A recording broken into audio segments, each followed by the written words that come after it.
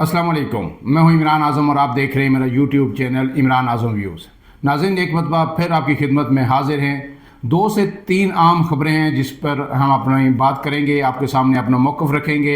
और उस पर तज़िया भी करेंगे। मेरे साथ मौजूद हैं सरदार अवैस, सीनियर जर्नलिस्ट हैं, और ये सारी जो सियासी सूरत हाल है इसको बड़े करीब से इन्होंने कवर किया। इस पर इनका तज़िया भी आपके लिए इंतहाई मुफीद होगा। अब आते हैं हम अपनी उन खबरों की जानिब। तो आज की जो पहली खबर थी जो तकरीबन 2 बजे के बाद आई, वो ये थी कि बुशरा बीबी तवील अरसे के बाद जब से वो डी चौक से गई थी वो गायब थी। किसी प्रेस कॉन्फ्रेंस में उन्होंने शिरकत नहीं की, कोई उनका बयान सामने नहीं आया। लेकिन आज वो एक मरतबा फिर मंजर आम पर आई हैं और उन्होंने बड़े ही अहम बयानात दिए हैं। एक तरह से उन्होंने अली अमीन गंडापुर जो खैबर पख्तूनख्वा के वज़ीर आला हैं उनके खिलाफ एक चार्जशीट पेश कर दी है। इसके साथ जो है मौलाना फजल रहमान एक मरतबा फिर लाइमलाइट में है। वो आपको पता है कि कभी भी सियासत में गैर मुतल्लिक नहीं रहे, लेकिन कभी कभी वो पीछे पसे पर्दा चले जाते हैं, लेकिन फिर अचानक वो जो है बड़े स्टेक होल्डर बनकर सामने आते हैं। तमाम लोग उनके दरबार में इस वक्त हाज़िरियाँ दे रहे हैं। इसकी वजह क्या है, ये अंदर की खबरें हम आपके सामने रखेंगे। और फिर आज जुडिशल कमीशन का एक इजलास हुआ, उसमें भी एक आम खबर सामने आई है, वो भी आपके सामने रखेंगे। तो सबसे पहले आते हैं बुशरा बीबी की जानिब। तो बुशरा बीबी जो इतने दिनों से गायब थी, आज वो मंजर आम पे आई हैं और उन्होंने मीडिया टॉक की है। और मीडिया टॉक उन्होंने की है खैबर पख्तूनख्वा के अंदर ही। वहाँ पे उन्होंने जो कारकुनान PTI के मुताबिक उनके शहीद हुए हैं 26 नवंबर को, उनको कंपनसेशन देने गई थी या ताज़ियत के लिए गई थी, वहाँ पे उन्होंने गुफ्तगू की है। अब ये गुफ्तगू क्या है ये आपके सामने मुख्तसरन में रख देता हूँ। इसमें बुशरा बीबी ने कहा है कि मुझे डी चौक पर कारकुनों के साथ अकेला छोड़कर तमाम सरकर्दा रहनुमा फरार हो गए, उनके खिलाफ कार्रवाई होगी। मैं भागने वाली नहीं थी, मेरी गाड़ी पर सीधी फायरिंग की गई। ये बुशरा बीबी के अल्फाज हैं और उन्होंने कहा है कि तमाम रहनुमा मुझे छोड़कर भाग गए, मैं भागने वाली नहीं थी, मैं वहाँ पे ही खड़ी थी। अब जो लोग भाग गए और जिन्होंने उसके बाद तनकीद की है और मेरे खिलाफ बयानबाजी की है, उन सब के खिलाफ कार्रवाई होगी। वो इसके हवाले से बड़ी पुरुमीद है। उन्होंने कहा है कि उन पार्टी नाकदीन जो है रहनुमा हैं उनसे सख्त नाराज़गी का इज़हार किया और उन्होंने कहा है कि इस हवाले से मीडिया में जो प्रोपेगेंडा किया गया वो उस पर बिल्कुल खुश नज़र नहीं आई। और उन्होंने ये 4 सदा में ये गुफ्तगू की है जो तक चेक उनको देते हुए PTI के जो शहीद कारकुनान हैं उनको। अब बुशरा बीबी ने जो कहा है कि 12:30 बजे तक मैं वहाँ पे मौजूद थी, लेकिन आपको पता है कि हमारे रिपोर्टर हैं अदील सरफराज, उन्होंने उसी रात या दूसरे दिन उन्होंने एक ट्वीट किया था जिसमें वो फुटेज दिखाई थी जिसमें 11:57 पर बुशरा बीबी एक गाड़ी से उतर के दूसरी गाड़ी में बैठ रही थी। जबकि बुशरा बीबी का मौक़िफ़ ये है कि नहीं, वो 12:30 तक डी चौक में थी और उनको ज़बरदस्ती वहाँ से भेजा गया। अब इसके बाद मेरे साथ सरदार अवैस बैठे हैं। सरदार अवैस साहब, आपने उस दिन ये सब कुछ देखा डी चौक में 26 नवंबर को, आपने ये जो शेलिंग हुई, जो फायरिंग हुई, जो कुछ हुआ ये कवर किया। क्या 12:30 तक बुशरा बीबी वहाँ पे मौजूद थी? सबसे पहले तो बहुत शुक्रिया सरदार इमरान साहब और आपके व्यूवर्स का भी कि आपने इस काबिल समझा कि मैं इस पर अपनी राय का इजहार करूँ। जो एहतजाज वाली रात थी डी चौक में, मैं वहाँ पर तकरीबन शाम से लेके सुबह 3 बजे तक वहीं पे मौजूद था। ये मीडिया पर ख़बरें जो है वो 10 बजे तकरीबन आप यूँ समझ लें कि 9:45 बजे चलना शुरू हुई थी कि अली अमीन गंडापुर और बुशरा बीबी जो है वो डी चौक से फ़रार हो गए। लेकिन उस वक्त तक चूँकि वो वहीं पर मौजूद थे और शाम से ही जो अली अमीन गंडापुर और बुशरा बीबी की गाड़ी थी उसको कारकुनान ने अपने हिसार में लिया हुआ था चाइना चौक के मकाम पर। और ज़राए का ये भी कहना है कि उस वक्त क्योंकि बाद में ये बातें सामने आई कि अली अमीन गंडापुर को मुक़्तदर हलकों से राब्ते में थे कि उन्हें किसी तरीके से रेस्क्यू किया जाए, लेकिन चूँकि कारकुनान उन्हें नहीं छोड़ रहे थे तो उन्हें रेस्क्यू नहीं किया जा सका था। और वो बारहा गाड़ी से बाहर भी आया, उन्हें रिक्वेस्ट भी की, लेकिन जो उन्हें कारकुनान की जानिब से जाने नहीं दिया गया। लेकिन जब ये ऑपरेशन का आगाज़ हुआ तो चाइना चौक से जो सेंटोरस मॉल के बाहर जो पुल है जहाँ पे वहाँ तक तकरीबन 1 किलोमीटर की रास्ता बनता है, तो जैसे ये चाइना चौक में ऑपरेशन शुरू हुआ तो वो टाइम था कि जहाँ पे अली अमीन गंडापुर चकमा देकर अपने कारकुनान को निकल गए थे। 1 किलोमीटर का रास्ता था। जैसे ही कारकुनान जो पीछे हटे सेंटोरस मॉल तक पहुँचे جب وہ وہاں پر پہنچے تو انہوں نے دیکھا کہ وہاں پر علی امین گنڈاپور موجود نہیں تھے، اور وہاں تک علی امین گنڈاپور بشرا بی بی کے سمیت ہے، اور پھر ایک فوٹیج بھی بعد میں جس میں دیکھا جا سکتا ہے کہ بشرا بی بی، علی امین گنڈاپور اور عمر ایوب خان، یہ تینوں جو رہنما تھے یہ سی ایم کے پروٹوکول میں نکلے۔ کارکنان باقاعدہ آوازیں لگا رہے تھے کہ گنڈاپور صاحب بھاگ رہے ہیں، لیکن اس وقت وہ اس تیزی میں برق رفتاری کے ساتھ ان کا پروٹوکول کیا کہ کسی میں ہمت نہیں تھی کہ ان کی گاڑیوں کے آگے، بارہ لوگوں نے ڈنڈے مارے، آوازیں کسی، لیکن یہ کنفرم تھا کہ بشرا بی بی، علی امین گنڈاپور اور عمر ایوب خان جو تھے وہ، اس کا مطلب ہے کہ بشرا بی بی کی یہ جو بیانات ہیں یہ درست نہیں ہے، کیونکہ جو چشمدید گواہ ہمارے پاس موجود ہیں ڈی چوک کے، یہ جو سب کچھ ہوا اس کے، اور انہوں نے آپ کو بتایا۔ اب بشرا بی بی پھر بھی پر امید ہے، وہ کہہ رہی ہیں کہ یہ ساری رپورٹ جب ان کی ملاقات ہوگی بانی چیئرمین سے یعنی عمران خان سے، ان کے شوہر سے، ان کو پیش کریں گی، ان سے منظوری کے بعد ان تمام لوگوں کے خلاف کارروائی کی جائے گی۔ اب آتے ہیں دوسری خبر کی جانب۔ دوسری خبر یہ ہے کہ مولانا فضل الرحمان سے، جیسے میں نے دن کے ویلاگ میں بھی آپ کو بتایا کہ بلاول بھٹو بھی مل کے آ گئے، رانا ثناء اللہ بھی مل کے آ گئے، فیصل وابڈا بھی مل کے آ گئے، اور پھر آج شام کو وزیر اعظم جناب شہباز شریف نے ان کو فون کیا ہے، اور فون پہ انہیں یہ کہا گیا ہے کہ ان کے تمام تحفظات دور کیے جائیں گے۔ جو جے یو ایف اے کے ترجمان ہیں ان کی جانب سے یہ خبر سامنے آئی تھی، اور انہوں نے یہ کہا کہ مولانا فضل الرحمان اور وزیر اعظم شہباز شریف کے درمیان ٹیلی فونک رابطہ ہوا ہے، جس میں مدارس رجسٹریشن بل پر تحفظات کا اظہار کیا گیا مولانا کی جانب سے، اور وزیر اعظم نے انہیں کہا ہے کہ بل پر ان کے تمام تحفظات دور کیے جائیں گے، انہیں یقین دہانی کرائی گئی ہے۔ مولانا کا کہنا تھا کہ حکومت متفقہ بل کو متنازع بنانے سے گریز کرے، ہم اپنے موقع پر قائم ہیں اور مدارس کی آزادی اور حریت پر کوئی آنچ آنے نہیں دیں گے۔ اب آپ کو یہ پتہ ہے کہ مدارس کا بل 26ویں آئینی ترمیم میں جو مولانا نے ووٹ دیا تھا، اس کا مولانا نے یہی ایک فائدہ لیا تھا کہ مدارس رجسٹریشن کا بل منظور کرایا جائے گا۔ وہ قومی اسمبلی سے پاس بھی ہوا، پھر صدر مملکت آصف علی زرداری کو بھیجا، انہوں نے کئی دن اپنے پاس رکھا اور اب اعتراض لگا کے واپس بھیج دیا۔ اب پی ٹی آئی ہے جو جے یو ایف اے ہے، اس کا موقف یہ ہے کہ جناب صدر کے پاس جانے کے بعد اب 10 دن ہو چکے ہیں تو صدر نے سائن نہیں کیے، تو اب یہ خود قانون بن چکا ہے یہ بل، لہٰذا اس کا گزٹ نوٹیفیکیشن جاری کیا جائے۔ بلاول بھٹو بھی ان کے پاس جو گئے، دیگر رہنما بھی گئے، مولانا نے ایک ہی کنڈیشن رکھی، مولانا نے ایک ہی بات کہی کہ گزٹ نوٹیفیکیشن مجھے چاہیے۔ اب یہ جو ہمارے ذرائع یہ کہہ رہے ہیں کہ مولانا کو کیوں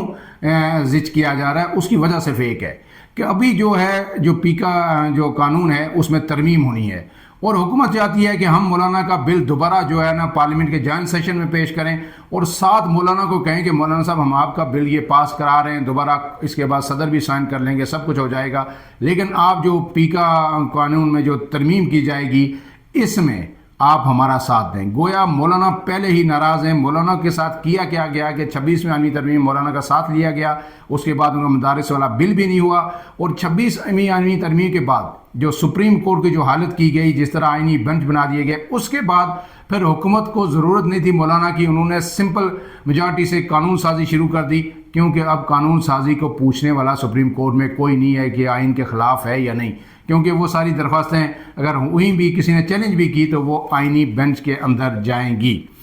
اب آپ جو ویس صاحب، آپ مولانا کو بھی جانتے ہیں بڑے قریب سے، آپ کے روابط بھی ہیں، آپ کیا سمجھتے ہیں کہ اگر مولانا کو یہ انہوں نے نہ کیا، یہ بل نہ کیا، تو مولانا کس حد تک جا سکتے ہیں؟ غفور حدی کا ایک بیان بھی ہے، میں بعد میں کوٹ کروں گا، لیکن آپ کی آبزرویشن اس میں کیا ہے؟ دیکھیں، مولانا صاحب نے، آپ کو یاد ہوگا کہ کوئی 1.5 ہفتہ قبل حامد میر صاحب کو انٹرویو دیا تھا۔ حامد میر صاحب نے اس انٹرویو میں مولانا صاحب سے پوچھا تھا کہ مدارس کا جو بل ہے آپ کا ابھی تک اس پہ سائن کیوں نہیں ہو رہے، تو اس انٹرویو میں جو مولانا کی گفتگو تھی اگر اس کو آپ دیکھیں تو وہ بڑے پراعتماد نظر آئے۔ انہوں نے کہا دیکھیں جی، ہمیں ایوان صدر سے یہ کہا گیا کہ اس میں کوئی ٹیکنیکل ایرر ہے جس کو دور کیا جا رہا ہے، اور اس پر بہت جلد جو ہے اس پر سائن کر دیا جائے گا۔ تو اس پر حامد میر نے کہا کہ کیا آپ کو لگتا ہے کہ یہ بل جو ہے واقعی ٹیکنیکل ایرر کا ایشو ہے، یا اس میں کوئی پس پردہ کوئی اور ایسی عوامل ہیں جس کی وجہ سے اس بل پر دستخط نہیں کیے جا رہے؟ تو مولانا نے کہا کہ دیکھیں جی حامد میر صاحب، ہمیں یہ بتایا گیا کہ اس میں ٹیکنیکل ایرر ہے، اور میں سمجھتا ہوں کہ واقعی اس میں کوئی ٹیکنیکل فالٹ ہو سکتا ہے۔ تو اس وقت جو مولانا کی گفتگو تھی، تو مولانا حکومت کی اس تسلی و تشفی پر پر اعتماد تھے کہ واقعی اس میں ٹیکنیکل ایرر ہے، اور انہوں نے حامد میر کو خود کہا تھا کہ مجھے لگتا ہے کہ یہ جی کوئی 1-2 دن کے اندر اس پر سائن ہو جائیں گے جی، تو یہ کوئی بہت بڑا ایشو نہیں ہے۔ لیکن اب جب جمعیت کو یہ احساس ہوا کہ جی واقعی اس کے پیچھے کوئی اور عوامل کار فرما ہیں اور واقعی یہ ٹیکنیکل ایرر نہیں ہے، جو کہ جوائنٹ سیشن سے پاس ہونے کے بعد صدر مملکت کے پاس چلا گیا. آپ دیکھیں گے 26ویں آئینی ترمیم کو پاس ہوئے بھی اب کافی عرصہ گزر چکا, لیکن اب تک وہ بل پر سائن نہیں ہو رہے. اس کے بعد پھر جمعیت نے اپنا الہی عمل دیا کہ اگر اس پر عمل نہیں ہوتا تو ہم پھر اس کے خلاف جو ہے 8 دسمبر کی انہوں نے تاریخ دی ہوئی تھی, ڈیڈ لائن دی. اور آج جو شاہدہ اختر ہیں جو کہ مولانا فضل الرحمان صاحب کی سالی بھی ہیں اور بڑی اہم رہنما ہیں, انہوں نے ابھی ٹاک شو میں آپ سے کچھ دیر پہلے کہا ہے کہ اگر حکومت اس پر عمل درآمد نہیں کرتی تو ہم 8 دسمبر کے حوالے سے کل یا پرسوں جو واضح الہی عمل اس پر دیں گے. تو اب لگتا ہی ہے جب انہوں نے ڈیڈ لائن دی ہے تو کل سے ہم دیکھ رہے ہیں کہ ایک بار پھر جو 26ویں آئینی ترمیم مولانا کا گھر سیاسی رہنماؤں کی آمد کا مرکز بنا ہوا تھا, تو گزشتہ 24 گھنٹوں سے ایک بار پھر وہ مرکز بن چکا ہے. اس میں دو باتیں ہیں. غفور حدیث صاحب کا بیان آ گیا اس حوالے سے کہ غفور حدیث صاحب نے کہا ہے کہ اگر 8 دسمبر کی ڈیڈ لائن جو ہماری ہے اس تک صدر نے اس پہ دستخط نہ کیے اور اس کا گزٹ نوٹیفیکیشن جاری نہ ہوا تو پھر اس کے بعد ہم اسلام آباد کا رخ کریں گے. بالکل, یہ مولانا غفور حیدری نے کہہ دیا ہے. وہ کہتے ہیں کہ ہم سمجھتے ہیں حالات کی نزاکت کو بھی سمجھتے ہیں, ہم نہیں چاہتے کہ کوئی ہم رکھنا پیدا کریں, لیکن ہمیں مجبور کیا جا رہا ہے اور پھر ہم اسلام آباد کا رخ کریں. اور بالکل اس بل کا مین مدعا بھی یہ ہے کہ جو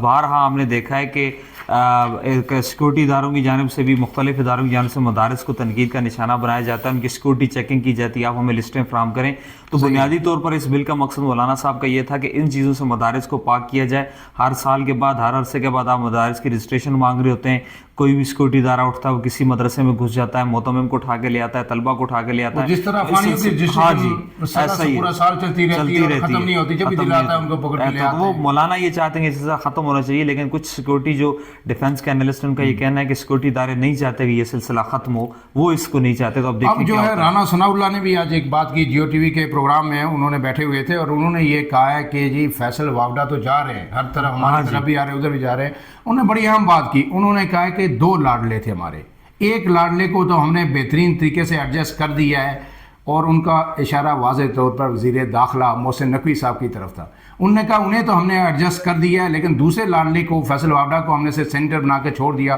اس کے بعد کہیں ایڈجسٹ نہیں کیا, تو ظاہر ہے وہ اس پہ ہم سے خفا بھی ہوں گے. اب جو یہ 26ویں آئینی ترمیم آپ کر رہے ہیں, مولانا کے ساتھ دھوکہ ہوا, اس پہ جو سینئر ترین جج ہیں سپریم کورٹ کے جسٹس منصور علی شاہ, انہوں نے ایک خط بھی لکھا تھا چیف جسٹس کو, لیکن چیف جسٹس نے اس خط پہ کوئی جو ہے نا ٹھوس رد عمل نہیں دیا. لیکن آج جوڈیشل کمیشن کا جب اجلاس ہوا تو اس میں ایک دفعہ پھر جو ہے جسٹس منصور علی شاہ نے وہی بات ان کے سامنے دہرائی. تو اس پہ جو آگے سے جسٹس یحییٰ آفریدی جو چیف جسٹس ہیں, انہوں نے جو بیان دیا, جو جواب دیا, وہ میں آپ کے سامنے رکھ دیتا ہوں. جسٹس یحییٰ آفریدی نے 26ویں آئینی ترمیم کے خلاف درخواستیں فل کورٹ کے سامنے لگانے کی مخالفت کر دی ہے. تقریباً 1 درجن سے زائد درخواستیں ہیں جس کے بارے میں جسٹس منصور علی شاہ نے کہا تھا یہ فل کورٹ کے سامنے لگائیں. اس میں یحییٰ آفریدی کا موقف یہ ہے کہ جوڈیشل کمیشن کو یہ اختیار حاصل ہی نہیں کہ آئینی ترمیم کو زیر بحث لائے. ترمیم کے بعد آئینی مقدمات سماعت کے لیے مقرر کرنے کا اختیار آئینی کمیٹی کے پاس ہے. اور اس کے بعد جو دوسرے ججز تھے انہوں نے بھی جیسے یحییٰ آفریدی کی اس بات کو حمایت کی. اور دوسری بات جو یہاں پہ ہونا تھا کہ جو ہائی کورٹس کے ججز تھے ان کا جوڈیشل کمیشن کے اجلاس میں آج فیصلہ ہونا تھا ان کے تعیناتی کے حوالے سے. اس میں جوڈیشل کمیشن نے ہائی کورٹس میں ججز کی تعیناتی کا معاملہ 21 دسمبر تک مؤخر کر دیا ہے. سندھ اور پشاور ہائی کورٹ ججز کی تعیناتی پر جوڈیشل کمیشن کے 2 اجلاس ہوئے تھے, لیکن اس میں کوئی اتفاق رائے نہیں ہو سکا. اس کے بعد کمیشن نے ججز تعیناتی کے لیے رولز بنانے کے معاملے پر ذیلی کمیٹی تشکیل دے دی ہے. اب مطلب یہ آپ سمجھیں کہ 26ویں آئینی ترمیم کا معاملہ ٹھپ ہے. اب نہ فل کورٹ بنے گا نہ کچھ ہوگا, اور سپریم کورٹ میں ججز بھی حکومت اپنی مرضی سے لگائے گی, کوئی اس کو چیلنج نہیں کرے گا. آئینی یہ جو ترامیم کرے گی اس میں بھی درخواستیں آئینی بینچ میں جائیں گی, پھر بینچ کی جب مرضی ہوگی کمیٹی کی وہ انہیں سنے گا. تو یہ اس کو آپ سردار ویس صاحب کس طرح دیکھتے ہیں, یہ کتنا بڑا, یعنی سپریم کورٹ اس وقت ایسے لگ رہا ہے کہ بالکل 2 حصوں میں تقسیم ہے. دیکھیں جب یہ 26ویں آئینی ترمیم منظور کرنے کا سلسلہ شروع ہوا تھا تو اس وقت پاکستان تحریک انصاف کے جو رہنما تھے بیرسٹر گوہر اور دیگر جو کہ اس کا حصہ بھی رہے, جنہوں نے اس وقت ان کا یہ بیانیہ تھا کہ حکومت جو ہے وہ اب سپریم کورٹ کو اپنی مرضی کے مطابق لانا چاہتی ہے. تو اس وقت شاید صحافی بھی اور باقی سیاسی رہنما بھی اس کو ایک سیاسی مخالفت کے تناظر میں بیان لے رہے تھے جو کہ پی ٹی آئی کا ایک بیانیہ ہے. لیکن اب جو وقت گزرتا جا رہا ہے, سپریم کورٹ کی پروسیڈنگ سامنے آ رہی ہیں, جس سے جوڈیشل کمیشن کے اجلاس ہو رہے ہیں, فل کورٹ ریفرنسز ہو رہے ہیں, تو اس کے بعد اب یہ چیز حقیقت بنتی جا رہی ہے کہ واقعی حکومت جو ہے وہ اب سپریم کورٹ کو اپنے ماتحت لے آئی ہے. وہ چاہتی ہے کہ ہر فیصلہ ان کی منشا کے مطابق ہو اور کوئی بھی فیصلہ جو ہے وہ آئین کے ان کے خلاف نہ آئے, بلکہ آئین بھی جو ان کی مرضی کے مطابق مطابق ری رائٹ کیا جائے اور جو فیصلے بھی ہیں ان کی مرضی کے مطابق آئیں. مولانا فضل الرحمان صاحب اس وقت یہ کہہ چکے تھے کہ ہم کسی فرد واحد کی ایکسٹینشن کے حامی نہیں ہیں, لیکن ہم یہ چاہتے ہیں کہ عدالتی نظام جو شفاف ہو اور آئین کو جو ہے وہ آئین یا پارلیمنٹ کا جو دائرہ اختیار ہے اس میں عدلیہ کی کوئی جو انٹرفیرنس نہیں ہونی چاہیے. لیکن اب میرے خیال سے مولانا صاحب کو بھی یہ سمجھ آ رہا ہے اور باقی اتحادی جماعتوں کو بھی سمجھ آ رہا ہے کہ عدلیہ تو پارلیمان میں انٹرفیئر نہیں کر رہی, لیکن پارلیمان جو ہے وہ حد سے زیادہ عدلیہ میں انٹرفیئر کر رہی ہے, اور اب عدلیہ کے پاس وہ اختیارات نہیں رہا کہ آپ پارلیمانی قانون سازی پر سوال اٹھا سکیں یا پھر آپ سیاسی رہنماؤں یا وزیر اعظم یا دیگر جو پارلیمانی قوتیں ہیں ان پر سوال اٹھا سکتے ہیں. اب یہ ہے کہ مکمل طور پر عدلیہ کو جکڑ دیا گیا ہے, اب جو حکومت چاہے گی وہی فیصلے جو ہیں وہ سپریم کورٹ سے ہوں گے. بالکل صحیح ہے اویس صاحب. اب اسلام آباد کا جو سیاسی درجہ حرارت ہے وہ ایک دفعہ پھر بڑھ رہا ہے, سردی یہاں پہ کافی زیادہ ہو گئی ہے, لیکن مولانا ایک دفعہ پھر متحرک ہو چکے ہیں. عمران خان نے 13 کو کے پی کے میں کال دی ہے کہ لوگ نکلیں اور اس کے خلاف احتجاج کریں. جو کچھ ہوا ہے اس کے بعد پھر انہوں نے بھی ڈیڈ لائن دے دی ہے, اور اس کے بعد انہوں نے کہا کہ انہوں نے تو سول نافرمانی کی, اور اس طرح سب سے اہم بات یہ ہے کہ سول نافرمانی کے لیے انہوں نے پاکستانیوں سے اپیل نہیں کی, انہوں نے جو اوورسیز پاکستانی ہیں انہوں نے کہا کہ ریمیٹنسز نہ بھیجیں, اور یہ ریمیٹنسز اگر فرض کیا رک گئیں, پی ٹی آئی جس طرح کی جماعت اور جس طرح سے بیرون ملک پی ٹی آئی کا سپورٹ حاصل ہے, اگر یہ ریمیٹنسز 1 سے 2 یا 3 ماہ کے لیے رک گئیں تو پاکستان کے معاشی مسائل مزید گمبھیر ہو سکتے ہیں. آپ کو یاد ہوگا 2014 کے دھرنے میں بھی خان نے سول نافرمانی کا اعلان کیا تھا. دیکھیں وہ لوگ تو بل جلانے کا اس وقت عوام کا اتنا رد عمل نہیں تھا, لیکن مجھے یہ لگتا ہے کہ اب جو سول نافرمانی کی تحریک کی کال دی اور خاص کر ڈی چوک کے جو انسیڈنٹ ہے اس کے بعد اب عوام جو اس پر ایکشن بھی کرے گی اور یہ سختی سے اس پر عمل ہوگا, اس کا بڑا نقصان ہوگا. اس میں ایک موقف آخری بات جس پہ ہم اپنا ویلا کلوز کریں گے کہ لوگوں کا ہمیشہ اعتراض رہا ہے کہ جی عمران خان جو ہے نا قبولیت کے بعد ہی آئے تھے. عمران خان کو بھی لانے والے وہی لوگ تھے جو حکومتیں بناتے ہیں, جو الیکشن مینیج کرتے ہیں, جو گراتے ہیں. عمران خان کو بھی ایک سیٹ سے یہاں تک انہوں نے ہی پہنچایا تھا, بالکل کوئی شک نہیں, اس میں دو رائے نہیں. لیکن اب لوگوں کا خیال یہ ہے, بیرون ملک ہیں یا پاکستانی ہیں, کہ عمران خان نے جتنا مصیبت, پی ٹی آئی نے جتنا رگڑا کھا لیا, جو کچھ برداشت کر لیا, جس خندہ پیشانی سے عمران خان نے جیل کا مقابلہ کیا اور جو کچھ ان کے ساتھ ہو چکا ہے, اب اس کو عمران خان کی جانب سے, پی ٹی آئی کی جانب سے یہ کفارہ سمجھ لینا چاہیے کہ وہ اسٹیبلشمنٹ کے ساتھ مل کے اقتدار میں آئے تھے, اور شاید آئندہ کے لیے بھی وہ توبہ تائب ہمیشہ کے لیے ہو چکے ہیں. اپنے میزبان عمران اعظم کو اجازت دیجیے. اللہ حافظ.